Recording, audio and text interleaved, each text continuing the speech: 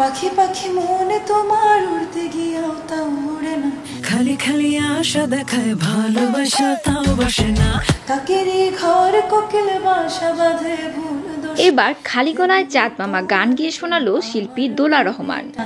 তুমি পিছা ছাড়ো না, আবার ভালোবাসো না।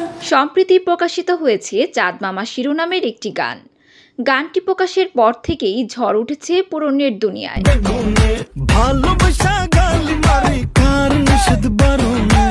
টিকটক, ফেসবুক ওপেন করলেই ভেসে বেড়াচ্ছে চাঁদ মামা গানটি।